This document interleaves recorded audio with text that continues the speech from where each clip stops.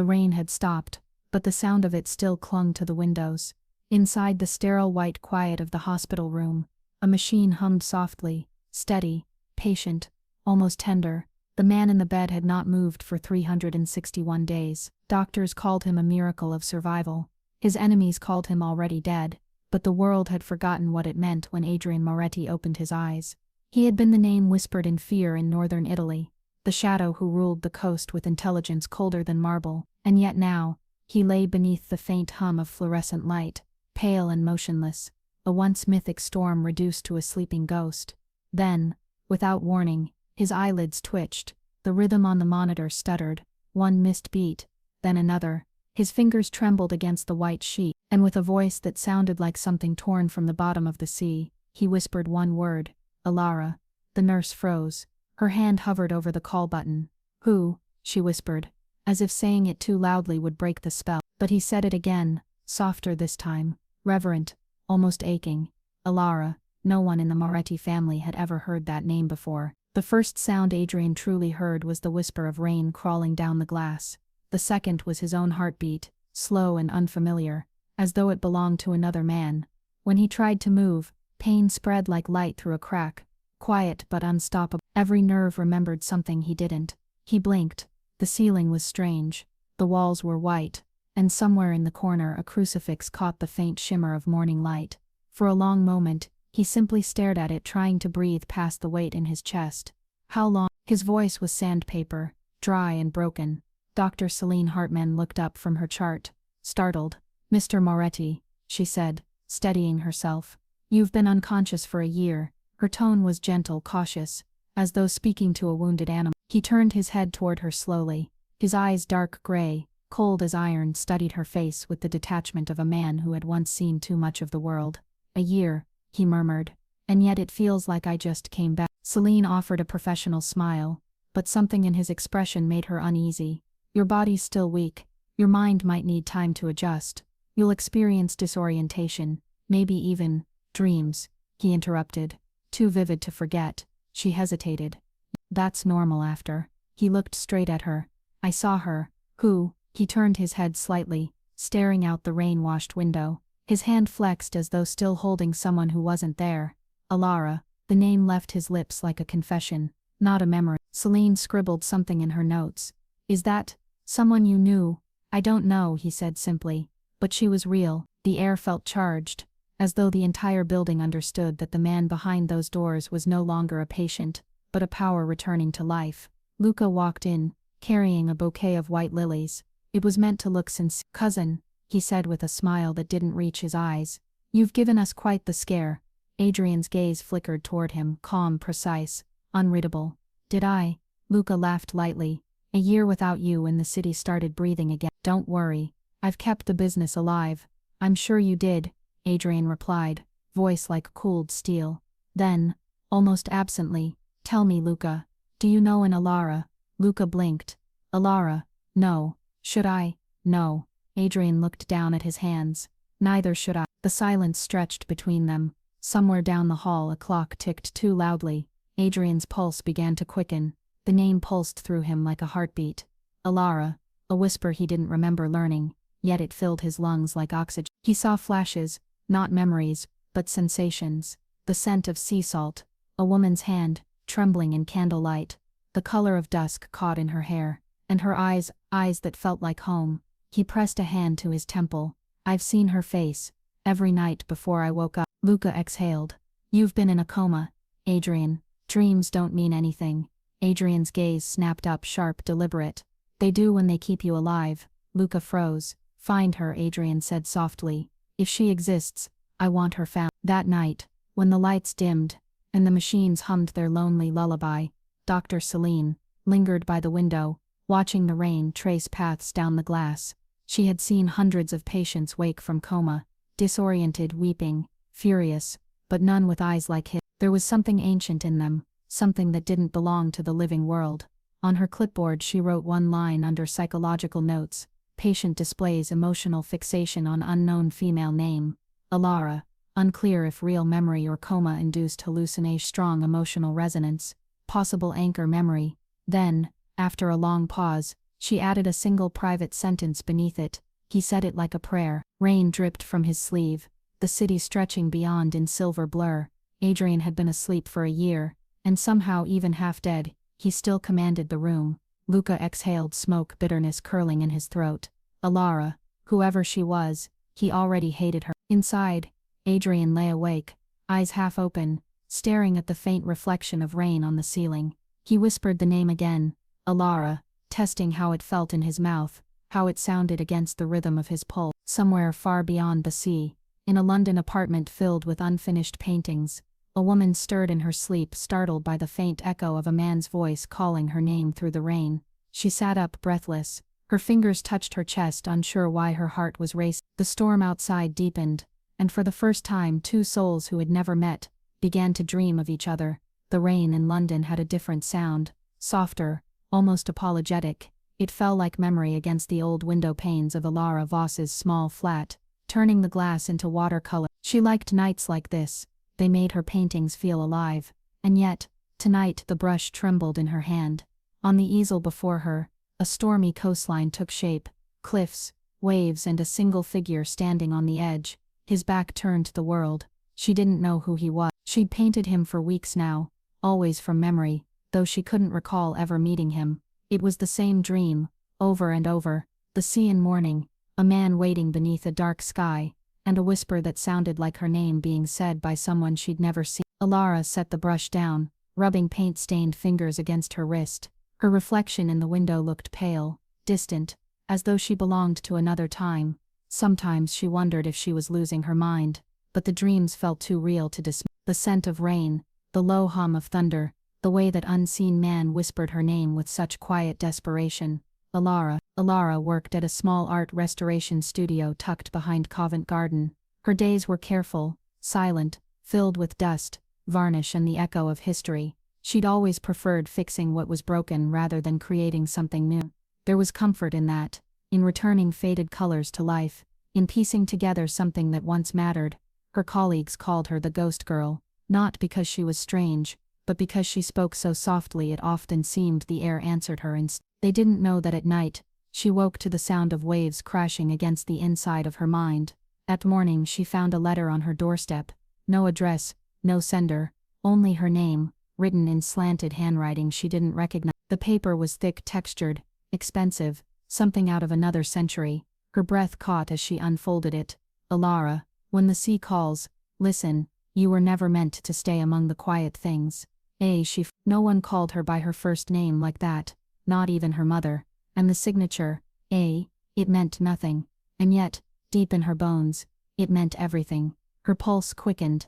There was something achingly familiar about that single initial. She couldn't place it, but she could feel it, like a word she had once known but forgotten in another life.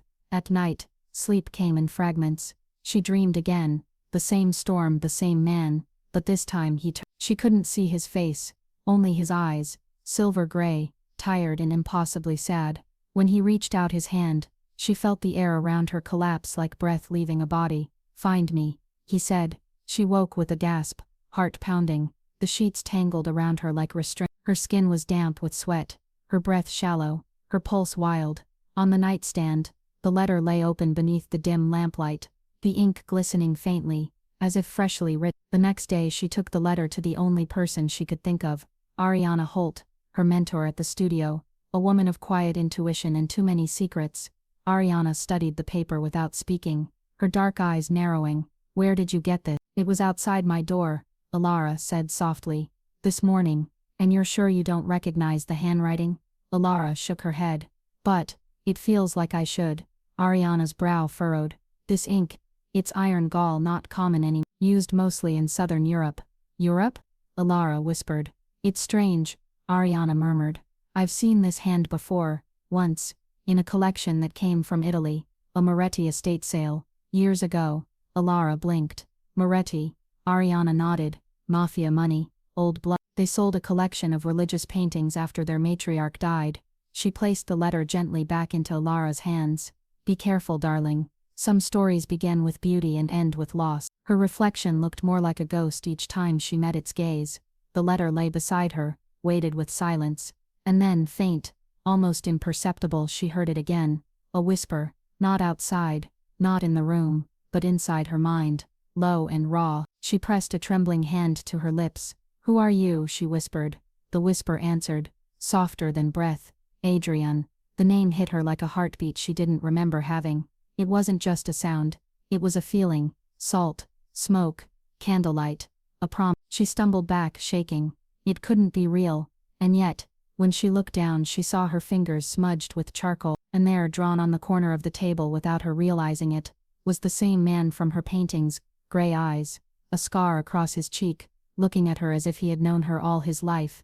Outside, the rain began again, and across the sea in a villa on the Italian coast, Adrian Moretti woke from another restless night, his hand pressed to his chest, whispering the name that wouldn't leave his soul. Alara, he breathed. In two different cities beneath the same storm, two strangers shared the same dream, and neither knew they were already walking the same path. Thunder rolled across the hills like a warning from the old gods. The villa stood at the edge of the sea, tall, quiet and proud, its windows dark, its halls filled with ghosts that wore no faces. Here time didn't pass, it lingered. Adrian Moretti had been home for a week. Home, if that was still what this place was. He stood before the long window of his study, cane in hand, watching the storm tear across the horizon. His reflection in the glass looked like someone else, thinner, haunted, eyes marked by sleeplessness and something older than pain. He'd spent a lifetime mastering silence, but ever since waking, the silence frightened him, because somewhere beneath it, he could still hear her name. "Alara," he said it under his breath, as though invoking a prayer that might open the sea. "Before we continue, tell me, where in the world are you listening from, and what time is it there? Now, let's return to the storm." She was a picture of composure, sleek hair, steady posture, notebook pressed against her chest, but there was a nervousness in her eyes she tried not to show. "How's the pain?" she asked. Adrian didn't look at her. "Manageable." "And the dreams?" His jaw flexed. "Still then more vivid." "About her." He turned, then slow, deliberate. "You say that like you already know what I'll answer." Celine swallowed. "You mention her name every time you sleep. It's the only word that calms your pulse." For a moment, neither spoke. Outside, lightning fractured the horizon, flooding the room in pale gold light. Adrian's hand tightened around his cane. "Have you ever dreamed of someone you've never met, doctor? I've studied the phenomenon. It's common during coma recovery." He smiled faintly, the kind of smile that didn't reach his eyes. "This doesn't feel common." He paused, voice dropping low. "When I dream of her, I can smell the sea." Celine wrote something in her notebook. "The brain holds sensory memory longer than face." "Perhaps. She's not a ghost in my head," Adrian interrupted, eyes sharp. "She's real." There was something in his tone, not delusion, not desperation, but conviction so deep it felt dangerous. Later, when she was gone, Adrian descended the marble staircase into the West Wing, a place he hadn't entered since before the coma. Dust cloaked everything. The scent of old wood, rain and forgotten life hung heavy in the air. He stopped at a door with a small brass keyhole. It opened with a quiet sigh, as if relieved to be remembered. The room beyond was dimly lit by the storm's light, an art studio long abandoned. Canvas sheets leaned against the walls, unfinished sketches scattered like memories across the floor. And there, beneath a shroud of linen, was a single painting. Adrian pulled away the cloth. What stared back at him made his breath catch. A woman, soft light on her face, eyes like winter rain, a faint smile that looked both real and imagined. The signature in the corner read, "Unknown artist." But he knew her, the same face he'd seen in his dreams. "Alara, about it her pod." "Who painted this?" he demanded the next morning. Luca looked up from the breakfast table, a newspaper halfway folded. "Good morning to you too. Answer me." "I don't know," Luca said, feigning confusion. "That wing's been closed for years. Maybe one of Mother's commissions." "Impossible. My mother never met her." Luca smirked. "Maybe you've gone sentimental, cousin. You wake from a coma, see a pretty face in a painting, and suddenly she's haunting your dream." Adrian leaned forward, voice barely above a whisper. "Be careful how you speak." The room seemed to darken around him. Luca raised his hands in mock surrender. All right. But if she's real, what do you plan to do? Send your men to chase a ghost?" Adrian didn't answer. He turned toward the window where the rain had begun again, thin and persistent. "Find her," he said softly. "Start in London." Luca frowned. "London? You can't be serious." "I dreamt of St. Martin's Square," Adrian said. "There was a red umbrella, A gallery saw her there. Luca hesitated. You think your Coma sent you a postcard? Adrian's gaze was cold. I think it showed me what's already written. That night, when the villa went silent, Adrian sat alone in his mother's old chapel, a small room of candles and silence, dust rising in slow spirals around him. He ran a thumb across the rosary she had left him. Its beads were worn smooth by years of prayer. He'd never believed in fate before, but since waking, it had begun to feel like fate was the only thing left that made sense. He whispered into the stillness. Who are you, Alara? Why do I remember a life that never happened? And somewhere far away, in her London apartment, Alara woke with tears in her eyes, her dream filled with the sound of waves crashing against stone and a man's voice saying her name like a promise he'd already broken. The next morning, Luca stood by the balcony railing, phone pressed to his ear. Yes, he muttered. London, find her if she exists.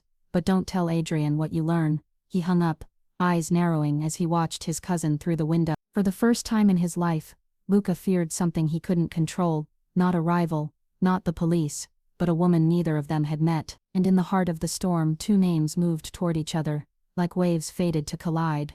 The storm had left, but the villa still smelled of rain and secrets. Morning sunlight filtered through the tall windows, soft and muted, the kind of light that carried the hush of confession. Adrian Moretti hadn't slept. His dreams had been filled again with fragments, a candle guttering in the dark, a woman's hand brushing over his, the sea whispering, Alara. He sat in his study, the painting of the woman propped against the wall. Every brushstroke felt like a heartbeat, every shadow like a memory trying to return, but he didn't remember her. He only felt her as though she lived somewhere beneath his skin. But before we go further, tell me, where in the world are you listening from, and what time is it there? Now, lean in. The truth is about to begin. But Father Emiliano arrived that morning unannounced, his black coat damp from the rain. He'd been a family friend once, before Adrian had traded prayer for empire. The old priest's eyes softened as he saw the man before him, pale, half restored, carrying too many ghosts for one soul. Adrian, he said quietly, it's good to see you standing again. Adrian gestured toward the table. You came because Celine called you. Emiliano smiled faintly. She worries for you. She shouldn't. I'm fine. No, my son, the priest murmured, taking the chair opposite him. You're alive, but that's not the same thing. For a moment silence pressed between them, the kind that feels almost whole. Adrian poured 2 glasses of brandy, though Emiliano didn't drink. Tell me something, he said, his voice low. Did my mother ever speak of a woman named Alara? The priest's hand paused midair. Alara, he repeated softly. Why do you ask? Adrian leaned forward. Because she's the only thing I remember from my coma. Her name, her face, the sea. Everything else is fragments. Emiliano's eyes darkened, not with fear but recognition. He reached into his coat pocket and pulled out an old locket, tarnished with time. This was your mother's, he said. She left it with me years before she passed. Said it would find its way back to you when you were ready. Adrian frowned. Why would she? Look inside. The clasp clicked open with a sound that felt like fate breathed. Inside was a small, aged photograph curled at the edges, sepia fading to memory. A young woman stood by the sea, wind in her hair, looking straight at the camera. Her face. Adrian's world stopped. It was her, Alara. Every pulse, every breath, every sound vanished. Only that face. The same eyes. The same lips. The same unnameable ache. He traced the photo with his thumb. This is impossible, he whispered. This photo, it must be decades old. Emiliano nodded slowly. Your mother said the woman appeared in her dreams when she was pregnant with you. She painted her once. Said she was the one who will come for him when his soul forgets itself. Adrian's heart pounded. That's madness.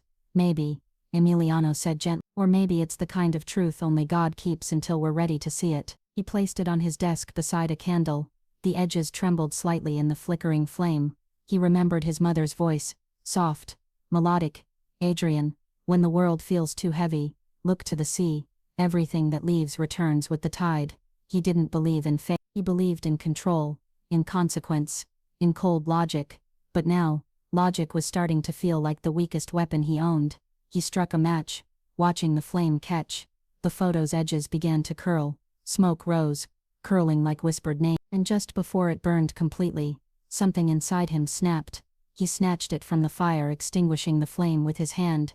The photograph remained half-burned, her face still intact, the rest turning to ash. He pressed the charred photo to his chest, whispering through clenched teeth, "Who are you to me?" And in the flames, the faint outline of a man's silhouette, her eyes filled with tears she couldn't explain. At dawn, Adrian woke to the scent of smoke. The candle had burned itself to nothing. And there, on the desk where the photograph had been, lay a new mark, a single word, written in the ash, like a signature.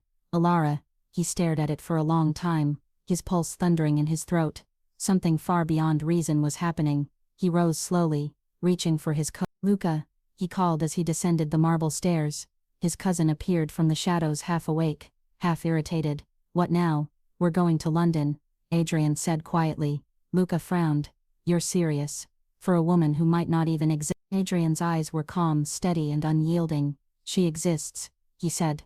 "I've known her longer than my own life." In the corner of the study, the charred photograph still smoldered faintly, the fire having eaten everything except her face and the whisper of waves in the background. Outside, the first light of morning broke through the clouds, painting the sea in gold and sorrow. The journey was about to begin, not just across countries, but across lifetimes. The morning train to London was quiet, slow and cloaked in fog, the kind of fog that makes even time seem to hesitate. Alara sat by the window, her suitcase beside her, the letter still tucked into her coat pocket like a secret heartbeat. She wasn't sure what she was doing, she only knew that someone was calling her. Outside, the world blurred into water and shadow. She pressed her palm against the glass, watching her own reflection ripple against the passing countryside. "Who are you?" she whispered to the memory that wasn't hers. No one answered, but deep in her chest, she could feel it again, the echo of that name. "Before we begin, tell me, where in the world are you listening from, and what time is it there?" "Now, take a breath. The dream is calling." Across the sea, in Italy, the Moretti jet cut through the dawn. Adrian sat in silence, his eyes half closed, the charred photograph still in his hand. He could hear the sound of waves beneath the hum of the engines. A trick of memory or something stranger. Luca lounged opposite him, tapping his fingers against a glass of whiskey. "You even know what you'll say if you find her?" Adrian didn't look up. "I don't have to know. And what if she's not real?" Adrian's gaze lifted slowly, steady and sharp. "Then I'll know I've gone mad for the right reason." Luca gave a small, humorless laugh. "You always had a talent for poetic insanity." Alara arrived in London under a sky the color of pewter. She wandered through streets that felt half familiar, corners she couldn't name, faces she swore she'd seen before. It was as if the city itself was whispering clues in a language only her heart understood. Her steps carried her, almost unconsciously, toward the old gallery district near St. Martin's Square. The cobblestones were wet from earlier rain, the air smelled faintly of salt and iron. Inside one of the smaller galleries, she paused before a painting she'd never seen but somehow remembered. A seaside villa perched on a cliff, storm clouds bruising the sky. Her pulse quickened. This was it. The place from her dream. She touched the glass frame gently, whispering, "Where are you?" A man's voice behind her answered, "Closer than you think." His face was unfamiliar, but his eyes, there was something about them. Not the man from her dreams. No, but his presence carried the same gravity. "Alara Voss?" he asked. Accent. Unmistakably Italian. "Yes," she said, her voice barely audible. "Who are you?" "My name is Mark. I work for someone who wishes to meet you. He believes you have something that belongs to him." She blinked. "That belongs to him? I don't understand." Marco's smile didn't reach his eyes. "Neither did he, until he saw your face." A chill swept through her. "Who?" He handed her a card. No logo, no number, only a single word embossed in silver ink. Moretti. That night, Alara couldn't sleep. She lay awake listening to the rain, the card on her bedside table glowing faintly in the moonlight. Moretti, she'd heard the name before, whispered in art circles, spoken like a warning. Old money, old crimes, men who built empires from smoke and silence. Why would someone like that want her? At 3:00 a.m. she gave up trying to fight it. She rose, pulled on her coat, and stepped out into the London mist.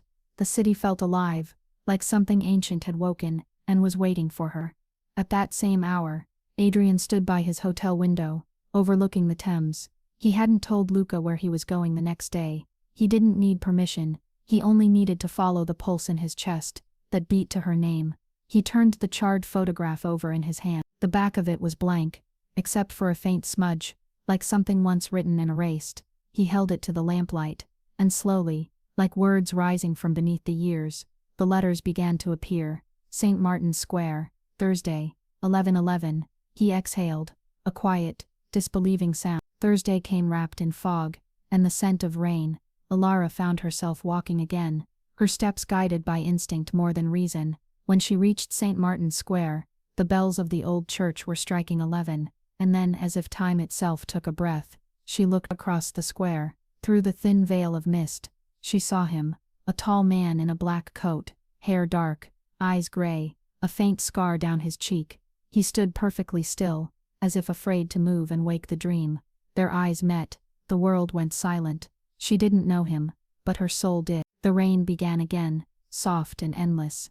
Adrian took one slow step forward, his lips parting, not with surprise but recognition. "Alara," he whispered. Her throat tightened. "How do you know my name?" He smiled, faintly, painfully. "Because I've spent every night of the last year trying to remember it." Behind them a black car idled at the curb, and from the driver's seat, Luca Moretti watched through the mist, his eyes narrowing, his jaw set in quiet disbelief. He whispered under his breath, "So she's real." Rain followed them all the way to the coast. It came in sheets against the windshield, drumming like restless ghosts, a rhythm that seemed to echo their silence. Alara sat in the back seat beside Adrian, her hands folded tightly in her lap. Neither spoke, neither needed to. The moment their eyes had met in the square, the world had tilted, not violently, but like a long-forgotten song beginning again from the middle. And now, here they were, two strangers who somehow weren't strangers at all. Adrian turned slightly toward her, his gaze steady but unreadable. "Do you believe in déjà vu?" he asked softly. Alara hesitated. "I used to, before it started happening every night." He studied her for a moment. "When did it begin?" "The dreams?" she asked. He nodded. "After I found your letter," she whispered. "The one signed." His breath caught almost imperceptibly. "You received it." She turned to him, confusion flickering in her eyes. "So it was from you?" Adrian shook his head. "No." He looked out the window, voice low. "But someone wanted you to believe it." "Before we go further, tell me, where in the world are you listening from, and what time is it there?" "Now, close your eyes. The villa is waiting." The drive wound upward through the hills, until the sea appeared, vast, silver, endless. The Moretti villa stood on the highest cliff, watching the world like an old god too tired to judge anymore. When the car stopped, Alara stepped out into the wind. The air smelled of salt and pine. The sky stretched open above them, wide and unforgiving. "This is your," she asked softly. Adrian looked at the darkened windows. "It was, once." He led her inside. The halls were grand but quiet. Marble floors, high ceilings, portraits whose painted eyes seemed to follow her as she walked. Candles flickered in the corners, their flames bending in the draft. "It's beautiful," Alara whispered. "And sad." Adrian's voice was almost inaudible. "Everything beautiful here is sad." They ended up in the old library, the air thick with the scent of aged paper and smoke. A fire burned in the hearth, painting the room in gold and shadow. For a while they simply sat across from each other, two lives circling the same invisible question. Finally, Alara spoke. "Why did you bring me here?" Adrian met her gaze. "Because you're the only thing I remember that doesn't hurt." The words hit her like a pulse. "But you didn't know me before." "No," he said.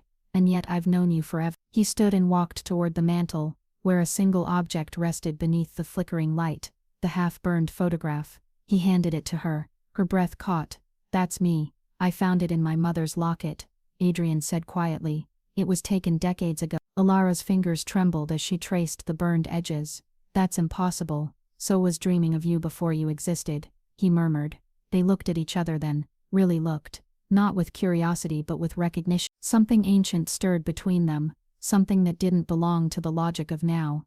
"Igalashing." Luca entered without knocking, his voice cutting through the moment. "So this is her," he said dryly, eyes sweeping over Alara. He forced a smile. "The ghost who woke my cousin from the dead." Alara tensed, stepping back slightly.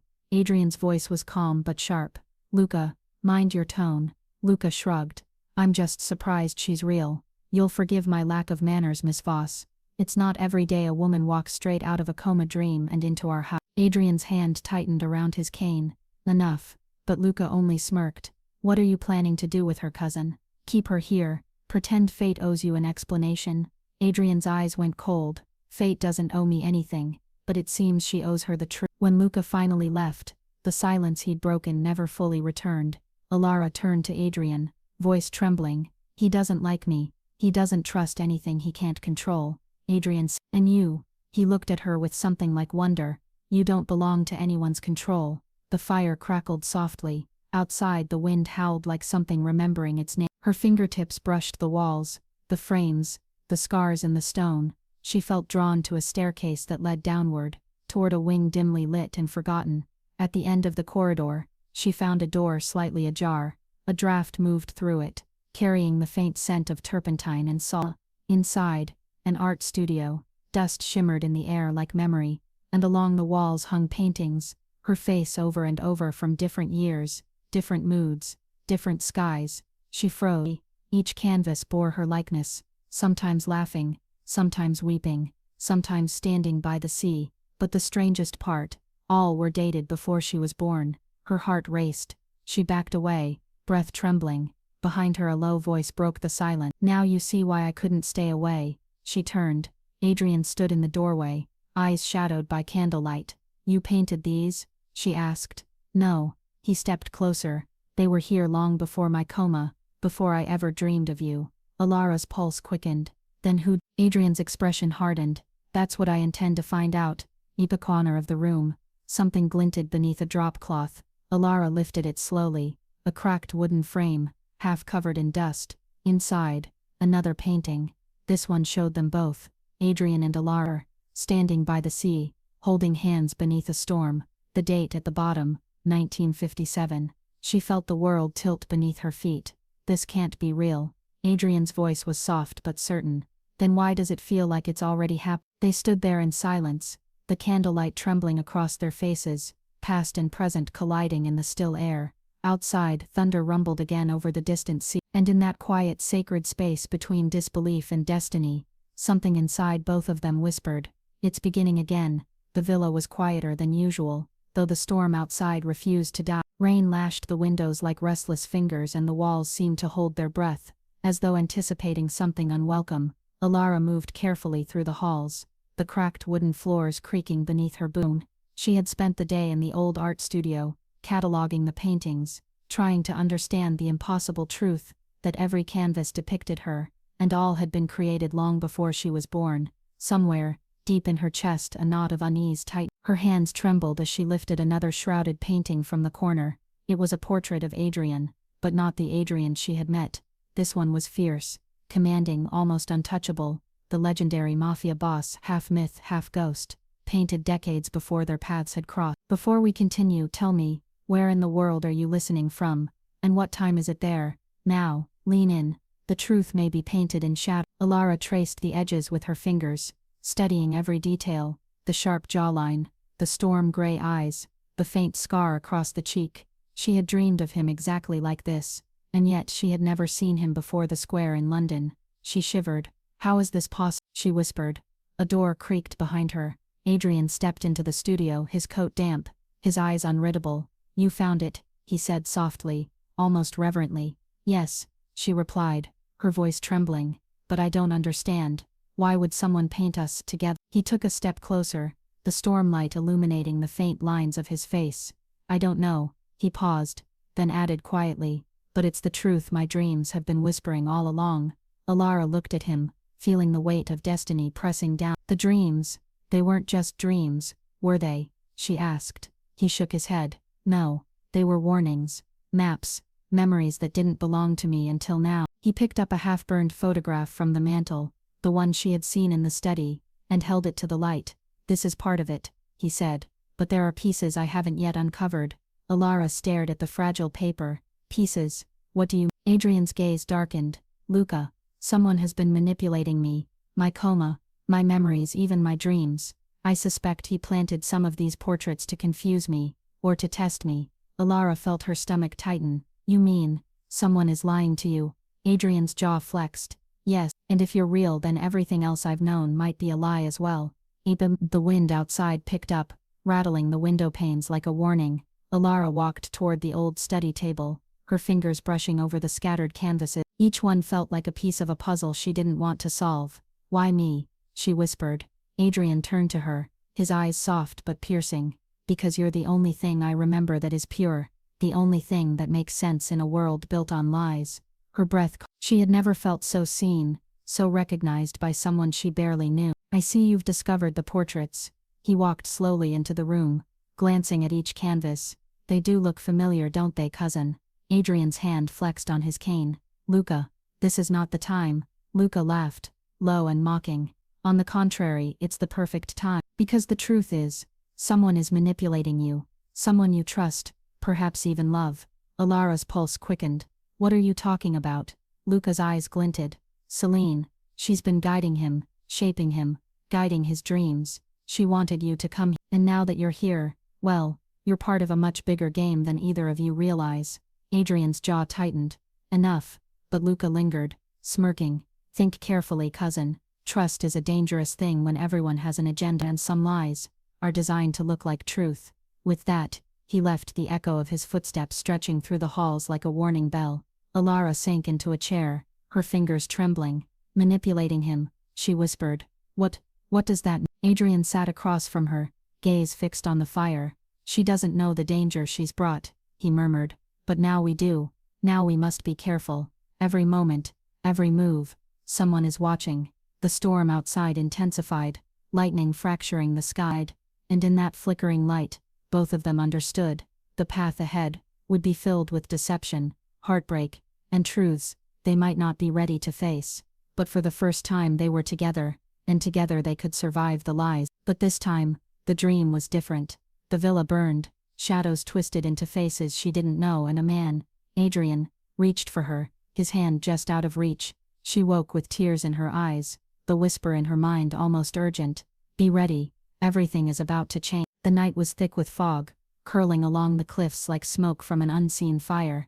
Adrian stood on the terrace, cane in hand, the villa behind him silent but for the occasional creak of the wind. His eyes were fixed on the distant lights of the town, but his mind was elsewhere, on promises, betrayals, and the fragile thread that connected him to Lara. She had been inside all evening, trying to process the impossibility of her life now entangled with his. Every painting, every whispered memory, every brush of fate had led her here, and still the fear lingered, because in Adrian Moretti's world, love had a price. Blood oaths are not always written in ink. And inside the villa, the shadows shifted as Luca moved quietly through the halls. He was everywhere and nowhere, a whisper against the walls, a flicker in the candlelight. His loyalty had always been to the family, but ambition had a taste that could override even blood. Luca's plan had been simple: manipulate, isolate, and seize power while Adrian was still recovering from the coma. The discovery of Alara had complicated matters. She was not just a ghost from Adrian's dreams, she was a threat to control, a threat to empire, a threat to Luca's carefully curated world. About, Adrian approached Alara in the study, the firelight casting flickering shadows across his face. Alara, he said, voice low, almost a whisper. Do you trust me? She met his gaze, eyes wide and searching. I want to, but everything is so strange. I feel like I'm walking into a world I don't understand. Yet, he said, stepping closer, you're already part of it. Her breath caught. How do you know I'm real? She asked. Adrian's fingers brushed her hand lightly, a touch gentle enough to frighten her with its sincerity. You are the only thing in my life that feels untouched by betrayal, he said. I've never known anyone like you, and I would swear my life to protect you. She swallowed hard, feeling the weight of his word. Before she could answer, a distant shot cracked through the villa's stone walls, echoing like thunder. But before they reached the door, Luca appeared, gun in hand, his grin cruel in the candlelight. Adrian, Luca said, voice calm but dangerous. You've been away too long. Empire doesn't wait for dreams. Adrian's hand flexed, but he did not draw his weapon. Instead, his gaze held Luca's with unshakable certainty. Leave her out of this, he said, or you will regret it. Luca's laugh was sharp. Or I could remove you entirely and take what's mine. How poetic would that be? The air between them crackled with tension, the storm outside echoing the violence inside. Adrian reached for Alara's hand. She felt his pulse, strong and steady, and something in her chest tightened, fear mingling with longing. I swear, he said, low and deliberate, by everything I am, by the blood I've shed, by the life I've been given, I will protect you. Alara's eyes filled with tears. Adrian, it is an oath, he continued. Not to the world, not to empire, not even to family, only to you, and I will honor it, even if it costs me everything. Luca's smirk faltered for the first time. He realized, too late, that Adrian's devotion was immovable. No threats, No lies could touch the bond forming here, fragile, dangerous, but real. The first gunshot rang again, closer this time. Adrian pulled Alara down behind a low stone wall, their breaths mingling, hearts pounding. "Do you understand now?" he whispered into her ear. "I'm not asking for trust. I'm promising protection. You are the only truth I have." Alara nodded, tears streaking her face, a mix of fear and relief. "Yes," she whispered.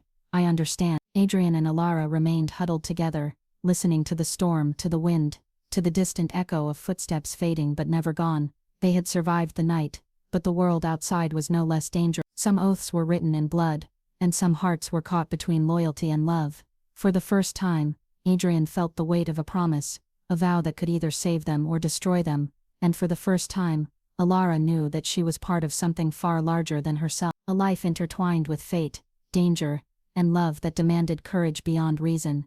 The villa was silent again, except for the soft crackle of the fire. Outside, the sea churned under the storm, waves smashing against the cliffs with relentless fury. Inside, two souls pressed close, hearts beating together, sharing a quiet certainty amidst the chaos. No matter what comes, we are bound, we will endure, and we will not let the world take this from us. The night air was thick with salt and rain, the kind that soaked through clothes and memory alike. Adrian and Alara moved silently through the villa, their footsteps muted against the cold marble floors. Every shadow seemed alive, every creak of the house a warning. They were not alone. Luca had been patient, calculating, biding his time. He had watched Adrian recover from the coma, watched him awaken, watched him find Alara, and now, the reckoning had come. "Now, lean in. The night has teeth." The first shot cracked through the darkness, echoing like a death knell. Adrian yanked Alara down behind the marble balustrade, as another bullet tore through the ornate wall. The storm outside seemed to echo the chaos inside. Lightning splintered the sky, thunder shook the cliffs, and the villa trembled. "Alara," Adrian shouted, voice sharp and commanding, as he scanned the shadows. "I'm here," she gasped, clutching his arm, trembling. From the darkness, Luca emerged, gun raised, eyes glittering with fury. "You've had your fun, cousin," he spat. "Time to end this." Adrian's gaze narrowed. "I won't let you harm her," Luca sneered. "Then you leave me no choice." The next bullet tore past Adrian, grazing his shoulder. Pain shot through him, but he didn't flinch. Instead he moved, swift, precise, like the predator he had always been. Alara's breath came in short, panicked bursts as she watched the two men, the brothers, though not by blood and spirit, circle each other like predators. "This is madness," she whispered. Adrian's eyes met hers for a fleeting moment. "Stay behind me," he ordered. She nodded, clinging to the truth of his presence, the certainty that no matter the storm, he would shield her. Then, gunfire rang again, closer, more desperate. Luca lunged, but Adrian anticipated every move, every twitch of his body. Years of strategy, instinct and survival compressed into this moment. Then, a flash of metal, a crack of sound, and Adrian felt a searing pain. He stumbled, gripping his chest, and saw Alara's eyes widen in horror. "Adrian," she screamed. Blood ran hot, burning through the fabric of his shirt, and he realized, the betrayal had not been only Luca's. Someone else had aided him, hidden in the shadows, manipulating the chaos for their own gain. She lunged, grabbing a nearby candlestick and swinging it with all her strength. It connected with a grunt, knocking Luca off balance. "Run," Adrian commanded, though his voice was strained. They stumbled through the villa, bullets sparking around them, as lightning illuminated the panic etched into every corner. Adrian's shoulder burned, his breath ragged, but he did not stop. Every step was a promise to Alara. "You will not be harmed. I swear." They reached the inner courtyard, the rain mixing with blood, lightning flashing like the wrath of unseen gods. Adrian dropped to one knee, pressing a hand to the wound. "Stay with me," he gasped. Alara knelt beside him, her tears mixing with the rain. "I'm not leaving you," she said, voice breaking. "You must, for your safety," he whispered, though every fiber of him ached to keep her close. "I've sworn an oath," he continued, voice low but unwavering, "and I will honor it, even if it costs me everything." The storm seemed to answer him, rolling across the sea in violent agreement. Somewhere behind them, Luca retreated, seething but alive. The threat had not been fully eliminated, but for now, the immediate danger was. Adrian leaned back against the wet stone, blood dripping through his fingers. Alara pressed her hand to his, warmth against his cold, shaking body. "You're going to be all right," she said, trying to convince herself as much as him. Adrian smiled faintly, pain, lacing the edges of the gesture. I am, because you are here, he murmured, and because no bullet, no betrayal, no storm, can sever what has begun between us. Adrian and Alara sat in the courtyard, soaked to the bone, holding on to each other as if their hearts alone could withstand the chaos of the world. Some oaths were written in blood, and tonight, theirs had been sealed. Not by law, not by empire, but by something far older: trust, devotion, and the fragile, dangerous beginnings of love. And somewhere in the distance, the first light of dawn began to stretch over the sea, promising that even after the darkness, there would always be another chance. The storm had passed, leaving the villa drenched and shivering in the pale light of dawn. The air smelled of wet stone, pine and something deeper, the scent of battles fought, promises kept, and hearts laid bare. Adrian leaned against the balcony, his shoulder bandaged but still tender, staring at the gray expanse of sea, stretching endlessly before him. The world felt quieter now, almost fragile. Alara joined him, her hair still damp, her coat sticking slightly to her skin. They didn't speak at first. Words were useless after the chaos of the night, after the taste of blood and the echo of gunfire. Instead, they stood side by side, letting the silence cradle them like a fragile lullaby. Now, lean into the quiet. Sometimes silence speaks louder than storms. The pop. Weeks passed in a haze of recovery and reflection. Adrian retreated from the villa's public eye, the city, the empire that had always defined him. Luca had vanished into shadows, though Adrian knew better than to believe his threats had ended. And Alara, she remained, hesitant, yet resolute, helping him piece together fragments of a life that now felt like it had been borrowed from another time. But even in quiet moments, the ache lingered. Adrian's dreams were quieter now, but never gone. He still remembered the scent of the sea, the brush of her hand in candlelight, the way her laughter lingered in rooms long after she had left. Alara wandered the villa one evening, tracing her fingers along walls and frames, silently cataloging memories she hadn't lived but somehow recognized. A small hidden envelope caught her attention, tucked into the corner of a dusty cabinet. Inside was a letter, written in delicate, familiar script, Adrian's handwriting. If fate has brought you here, know this: you were never meant to be alone. I have lived too long in shadows, but you are the light I cannot forget. Her fingers trembled as she folded the note. A shiver ran down her spine. She understood now. Adrian had never merely survived the coma. He had endured, holding on to the echo of her existence. A tether, delicate, but unbreakable. The father, Amaliano, arrived quietly that week, bearing more answers and the weight of old truth. He led Alara to the villa's small chapel, a room of candles and dust where Adrian's mother had once prayed. You've been called here, Emiliano said softly. Not by chance, not by coincidence. Some things are written before we are even born. Alara looked at him, confusion and awe mingling in her gaze. What do you mean? Your presence here, he continued, voice reverent, is the fulfillment of a promise made long before either of you understood it. Adrian's mother dreamed of you. She believed one day you would awaken the man who had lost himself to the world. Alara's breath caught. A life imagined in dreams, decades ago, had reached across time to touch her, and now she understood the weight of the gift, and the danger that still lingered in the shadow. The villa felt like a sanctuary during those days, a fragile cocoon. Adrian spent hours speaking to her in whispers, sharing memories of dreams, fragments of the past, and confessions he could not voice anywhere else. They discovered intimacy in the smallest things: the brush of fingers while lighting a candle, the warmth of breath in shared silence, the quiet understanding of two souls who recognized one another without words. Yet the world outside waited. Luca was not finished. The empire they had known, the web of lies and manipulation, was still alive, and one day soon, it would reach them again. The pop. One evening, as the sun dipped below the horizon and the sky bled amber and violet, Adrian took Alara's hands in his.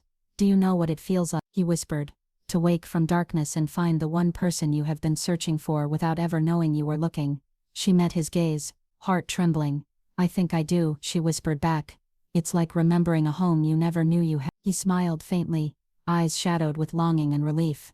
And now, he said softly, I must protect that home, you, with everything I am, even if it means facing what I have feared the most. Outside, the wind whispered through the villa, carrying the scent of rain, salt and promise. And for the first time since the storm, the silence felt complete, not empty, but full of hope, courage and the quiet strength of a bond forged in danger and destiny. In the weeks that followed, Adrian healed, both in body and spirit. Alara remained by his side, the two of them learning to live in the fragile peace that followed chaos. But the world outside still waited, and with it, the truth of their pasts and the shadows of betrayal that would soon return. And somewhere deep in the quiet between heartbeats, they understood. Love had survived the storm, but it had only just begun to face its greatest trial. The villa was calm, almost unnaturally so. Morning light filtered through the tall windows, painting the marble floors in gold and shadow. Adrian sat in his study, the charred photograph of Alara in his hands, tracing the edges with a touch that was both reverent and desperate. It had been weeks since the last attack, yet he could not shake the feeling that the world outside the villa's walls was holding its breath, waiting for the next move. Alara entered quietly, her presence like the dawn itself. She carried tea in a porcelain cup, steam curling in the cold morning air. "You've been staring at that photo for hours," she said softly. Adrian looked up, his gray eyes steady yet shadowed. "I am remembering what I lost, and what I have finally found." She set the cup down beside him, her fingers brushing his. "And what have you found?" "You," he said simply. Weeks of quiet had not softened Adrian's vigilance. Every shadow, every whisper of wind, every distant sound held the potential for danger. But in Alara's presence, the weight on his shoulders felt lighter, if only by a fraction. He had learned to trust her, not fully, but enough to share the parts of himself that had always remained hidden. The man beneath the legend, the boy beneath the boss. She looked at him now, her gaze steady and unflinching. "You've changed," she whispered. "You're not just the man I dreamed of. You're more human, vulnerable, and yet, still impossible to forget." Adrian allowed a small smile, rare and fleeting. "I had to change. My life was a cage, my soul a battlefield. But now," his voice dropped to a murmur, "now I have you." That afternoon, Father Emiliano visited again, bringing old letters and documents he had hidden away, fragments of Adrian's mother's life, pieces of a puzzle that stretched decades into the past. As Adrian read through them, he realized the depth of her foresight. The woman who had loved him most had seen this meeting, this convergence of fate, long before either of them existed. Alara watched him silently, her hand resting on his arm. "Everything was planned?" she asked softly. "Not planned," Adrian said, eyes still on the letters. "Foreseen, a path chosen by destiny, or by God, perhaps both." She nodded, understanding more than words could convey. The truth of their connection was no longer a question of chance. It was written, undeniable, and irreversible. But peace, as always, was fragile. Adrian had begun to rebuild his strength, his mind sharper than ever. And in doing so he realized that the shadow of Luca, his brother in blood, but not in loyalty, still lingered. "Alara," he said, voice low, "I cannot promise a quiet life. The world we occupy, it will demand everything from us." "I don't care," she replied firmly. "I only care about you." Adrian's eyes softened. "Then stay close. Trust me, as I will trust you. We will face what comes together." That night, under the glow of candlelight and the distant thunder of the sea, they shared their first quiet confession, not of love, but of fear and longing. "I have dreamed of you for months," Adrian whispered. Alara reached for his hand. "And I have dreamed of you, for as long as I can remember." He traced her palm with his thumb, memorizing the warmth, the weight, the rhythm. "I do not know how this is possible," he said softly, "but I know it is real. You are real, and I will not let anything take you from." Outside the night was silent. The storm passed, leaving only the faint scent of rain in the air.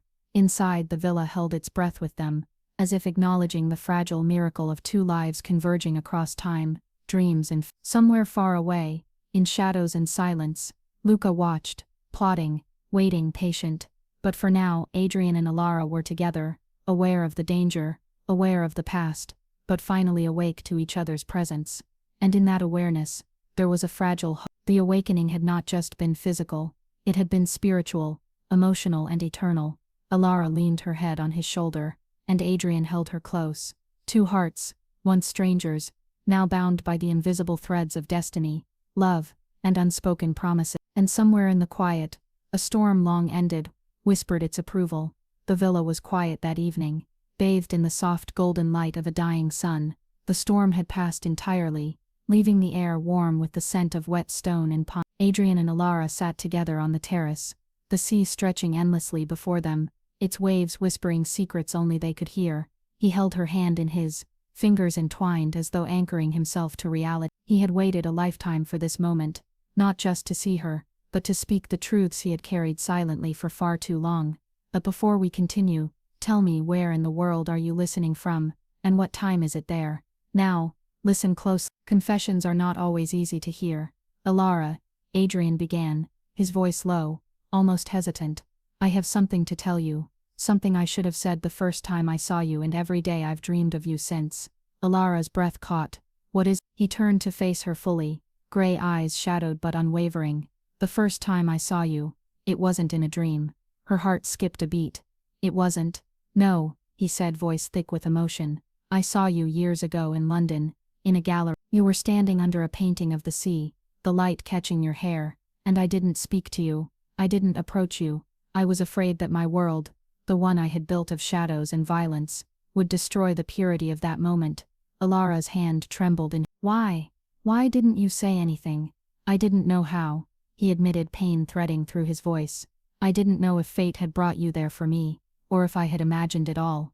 And then, I was shot, and I woke in a coma with nothing but dreams of. Every night your face was there, waiting, watching, guiding me. Her eyes filled with tears.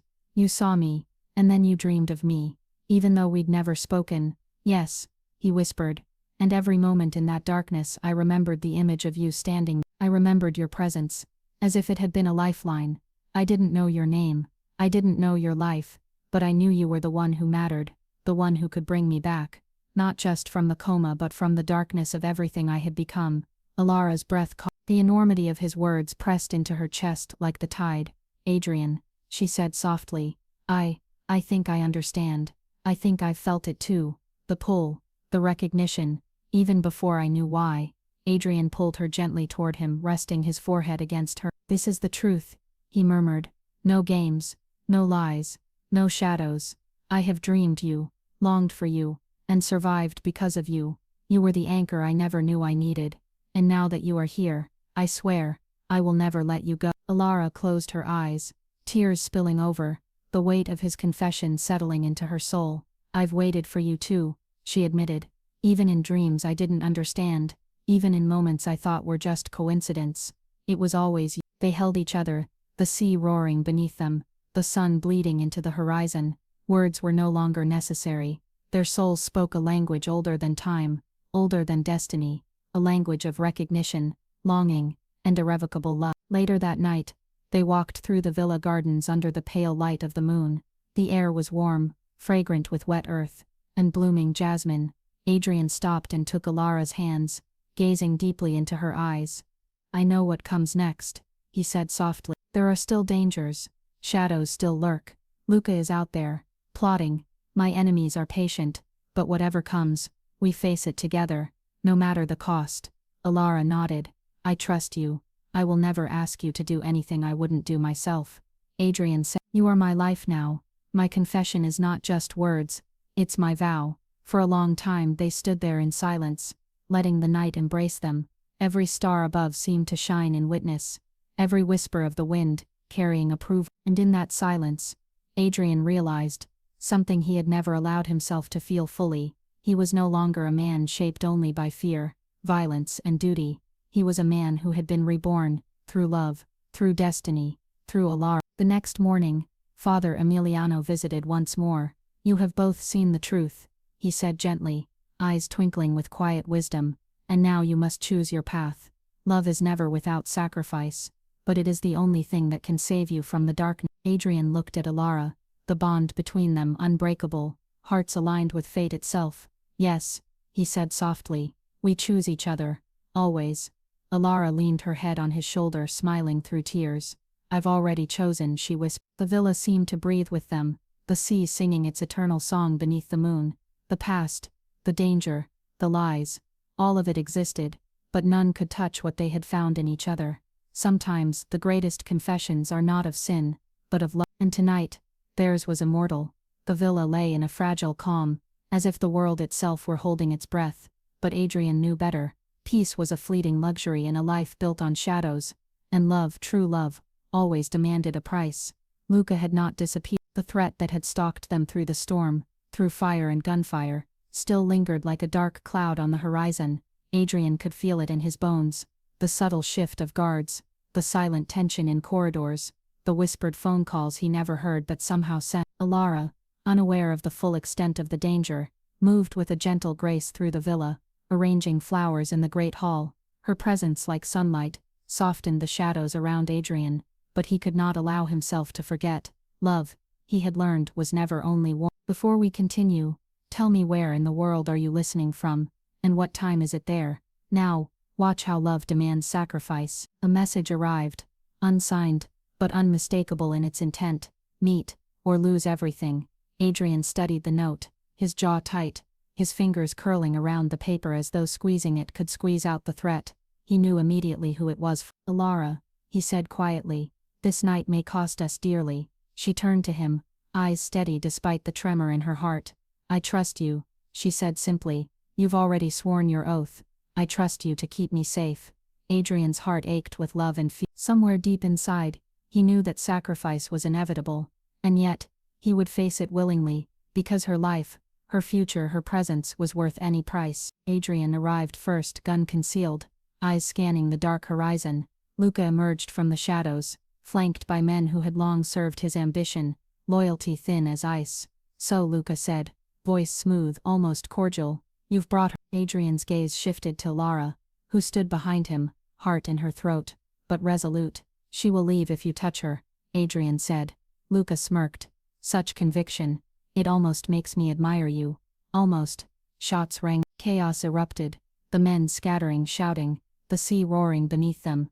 Adrian fought with precision, Alara clinging to him, barely able to comprehend the storm surrounding them.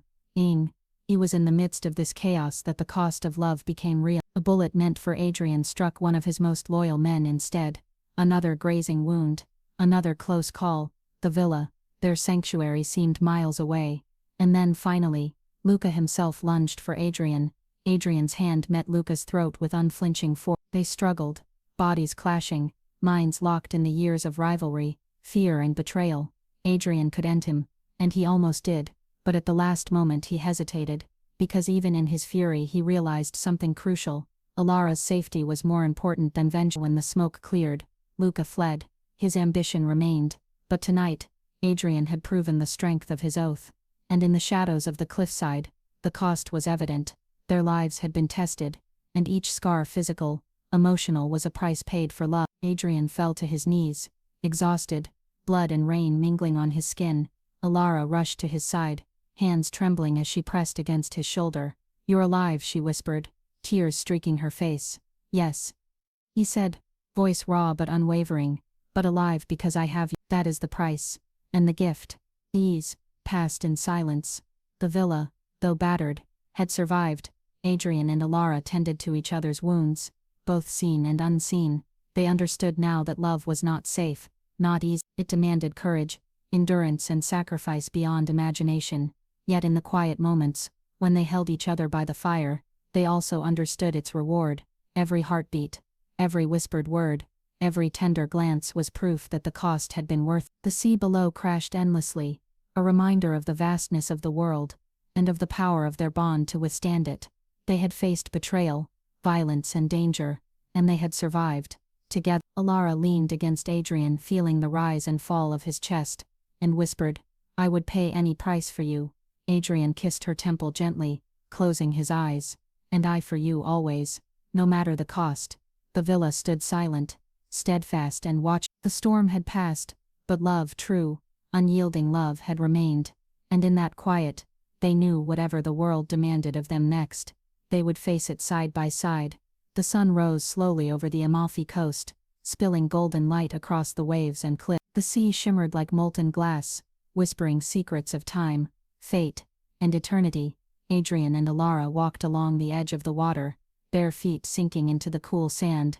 For the first time in months, perhaps years, the weight of the world had lifted, even if only for a moment. Every step they took felt like a reclamation of life, stolen moments of peace stitched together by love, trust and survival.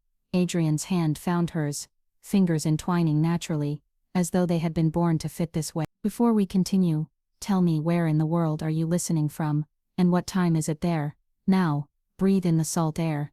The dream is real. I didn't know it existed, not like this, but somehow it feels familiar, like a home I've never left. Adrian smiled, brushing a strand of wet hair from her face. It's perfect, he said, voice low, not because of its beauty, but because we are here together. She leaned against him, resting her head on his shoulder. I never thought love could feel like this, she whispered.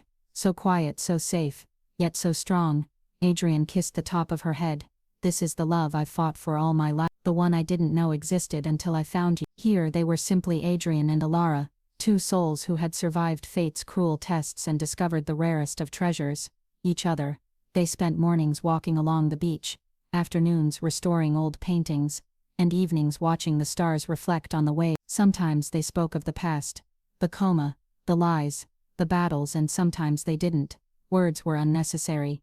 Their hearts communicated through shared glances, gentle touches, and the rhythm of two lives finally in sync. One evening, as the sun bled into the horizon, Alara held Adrian's hand and asked softly, "Do you ever think about what could have been?" He paused, eyes fixed on the distant line where sky met sea. "Yes," he admitted, "but I've realized it doesn't matter. All that matters is now, this moment, here with you." She smiled, tears glistening in her eyes. "And I've realized the same. No dream, no painting, no prophecy could have prepared me for this. Yet it feels inevitable." Adrian pulled her close, pressing his lips to her forehead. "Then we'll write the rest of our story together. No shadows, no lies, just us." It was a reminder that time moved forward, that life continued, and that love once found was the most powerful force in the world. Alara looked at him, heart full, and whispered, "Whatever happens, I will follow you, even through storms, even through shadow." Adrian smiled, holding her hand tight. "And I will always protect you, even if it means facing the darkest nights." Together they stood on the cliffs, overlooking the sea, letting the waves wash away the remnants of their past, and finally embracing the calm after every storm. Love had been tested, it had bled, it had survived, and now, it would flourish, free, unbroken and eternal. The horizon glowed, the waves whispered, and in that moment, every dream, every trial, every heartbeat, led them to this, a life together, a love beyond time, a peace they had earned. Years had passed since the sea had become their sanctuary. The Amalfi Coast had seen the rise and fall of storms, but Adrian and Alara had remained, steadfast, intertwined and unyielding.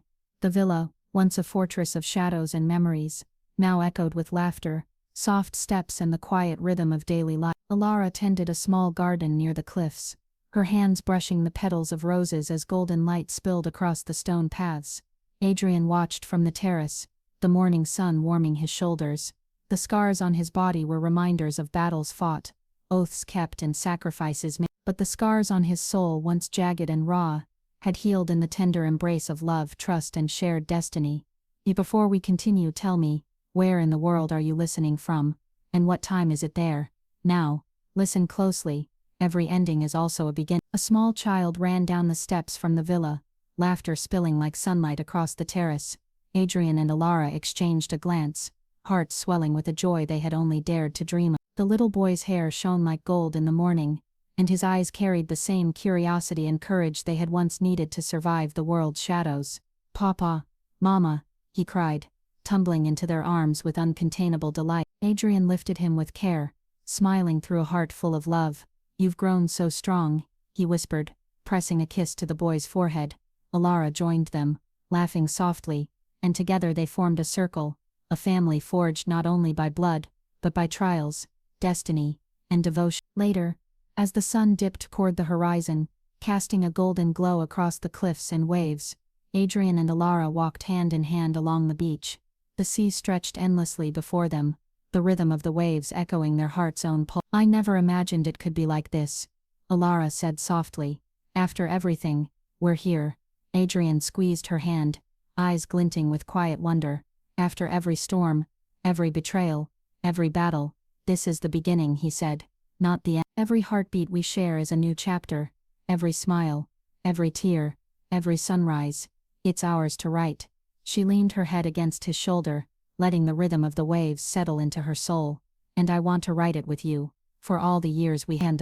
The villa behind them glowed with life, the sea stretched into eternity, and above the sky blushed with the colors of day, turning into night.